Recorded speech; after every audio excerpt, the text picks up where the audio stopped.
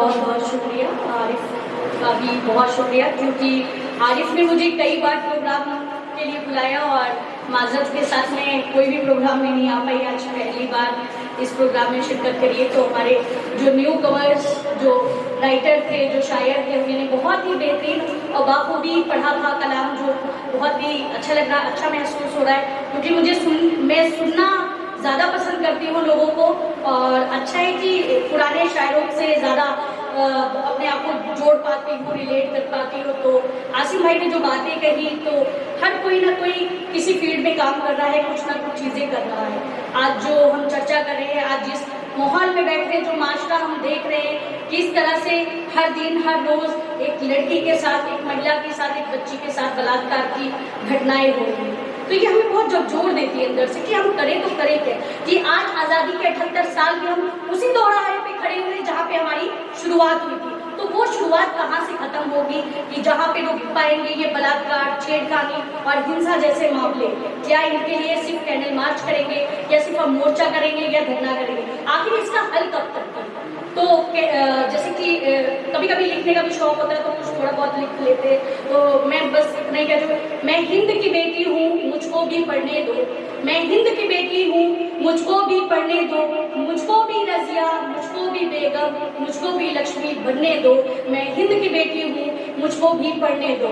और जो हौसलों की बात करें, देखिए हम सभी काम कर रहे हैं, और मैं एक लड़की हूँ, और मुझे जिस माहौल में मैं जाके काम करती हूँ, एक महिला का, एक लड़की का घर से जो बाहर का रास्ता होता है वो बहुत मुश्किलात भरा होता है। वो हर फील्ड में है, जहाँ यहाँ पे बहुत सी लड़कियां हैं, बहुत सी महिलाएं, वो ज़्यादा महसूस कर सकती हैं कि उनको क्या चैलेंजेस होते हैं। और बहुत से हमारे साथी हैं जो मेल साथी हैं, वो कई बार हमें सपोर्ट करते हैं, मगर ये सपोर्ट कब तक है? सपोर्ट सिस्टम किस तरह का हमें मिलना चाहिए? हम पैट्रियार्कल सोसाइटी की बात करते हैं, हम पितृसत्तात्मक समाज की बात करते हैं, जहाँ पे महिलाओं के लिए उनकी बराबरी की बात होनी चाहिए। मगर जो समाज का जो नकारात्मक रवैया देखते हैं, कोलकाता जैसी घटना कोई पहली घटना नहीं है। शायद निर्भया जैसे अगर कांड पहले ही रोक दिए जाते तो ये घटनाएं ना होती।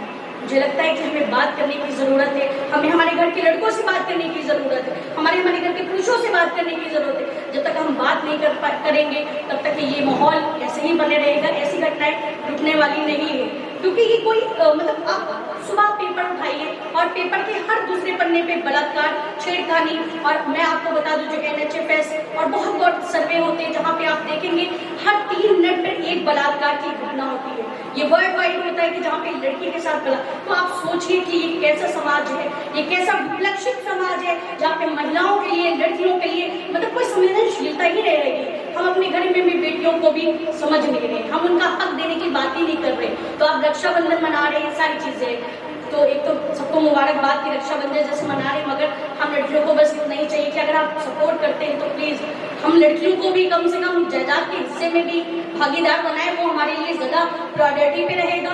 जिस तरह से आप लड़कों की परवरिश करते हैं, वैसी लड़कियों की परवरिश करें। अगर हम अपने घरों में ही अगर परवरिश करने में ही जेंडर गैर बराबरी करेंगे, तो मुझे लगता है एक समतल नहीं हो पाएंगे। तो हमें निकल के आना पड़ेगा, हमें बात करनी पड़ेगी। हमें सिर्फ सोशल साइट मीडिया पे या ऐसे कहने से या भाषण देने से मुझे लगता है ये घटनाएं नहीं रुक रही। हमें अपने आसपास अगर हमें लगता है किसी महिला के साथ चढ़कर, तो हम क्यों स्टेप नहीं लेते हैं कि सड़क पे अगर कोई लड़की को कोई लड़का परेशान कर रहा है, उससे सवाल ही पूछ सके। कोई टैक्सी में बैठे, कोई नहीं कुछ कर रहा है, तो कोई नहीं मार रहा है लड़की को। तो आप सोचिए ये मोलेस्टेशन और ये जो छेड़खानी होती है, तो हम हर रोज हम लोग के लिए आम जैसी बात हो गई है। तो जैसे भी प्रियंका ने जो पढ़ा था कि आप जब लड़की बनकर सोचेंगे ना, तब आपको महसूस होगा कि वो दर्द क्या होता है ना?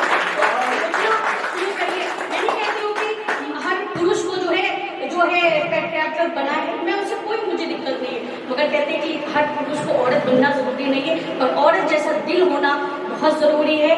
ये जो है हमें लगता है कि ये डिमांड है, या जो इस माशरे के लिए बहुत जरूरी है। तो अपने बच्चों में फर्क ना करें। एजुकेशन क्वालिटीज, जो हम एजुकेशन सिस्टम की बात करते हैं, अगर वो बेहतरी से, अगर तरबियत अच्छी हो जाएगी, तो बच्चा आपसे आप कुछ ना कुछ तो बनेगा, और कम से कम सोचेगा। तो जो गैर बराबरी अपने घर में दूर करिए, अपनी औरतों का सम्मान दीजिए, प्यार। हमें कुछ नहीं चाहिए आपसे, हम आपकी रिस्पेक्ट करते हैं, सारी चीजें करते, सुबह से लेकर शाम तक के। जैसे कहा कि करते क्या है, करते तो बहुत कुछ है, क्योंकि फ्री में नौकर भी नहीं आता है ना। आप दिन भर में सुबह से लेकर शाम तक काम कराएंगे, जितने आप सोच लिए, झाड़ू का अलग, कचड़े का अलग, बर्तन धोने का अलग, कपड़े धोने का, तो आप उसकी आपकी कमाई भी नहीं होगी जो आप उसका खर्चा दे पाए। तो कम से कम अपने घर की औरतों को दीजिए, वो प्यार और सम्मान दे दीजिए। बाकी वो दुनिया अपने